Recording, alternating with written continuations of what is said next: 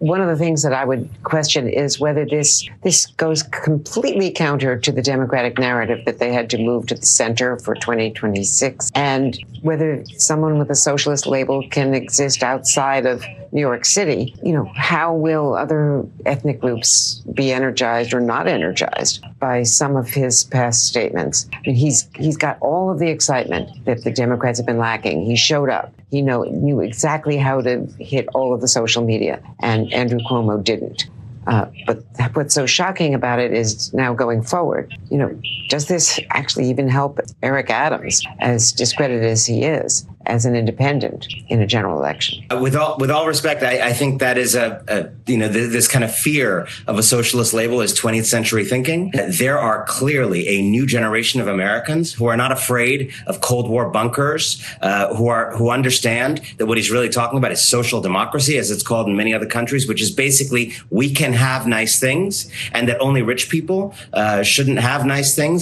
Nice things could actually be for everybody, as is the case in many places in the world. That is basically the idea that is rising here. Young people want it. People of all backgrounds came into this coalition. And I think you're going to see a new New York City. I think you're going to see a New York City that isn't just a place for oligarchs to enjoy their fortunes and buy expensive park cars on Fifth Avenue, but a city where it's great to make it, where you can thrive, where you can pay your bills and therefore afford to dream and create and build and do things, which is what cities are for. Give us your quick thoughts on just this idea of generational change, perhaps, for Democrats, that the idea of, Mamdani is sort of unknown, but also highly energetic. And maybe it's just time for the party to turn the page on some familiar older faces. It was such a striking moment over the weekend. You must have seen it when Bill Clinton, former President Bill Clinton, was trotted out to endorse Andrew Cuomo. And it struck me, it was so striking. It was like they were trying to form solidarity among men who have been accused of sexual harassment, as though the future of this country lies in the hands of aging men who have been accused of sexual harassment.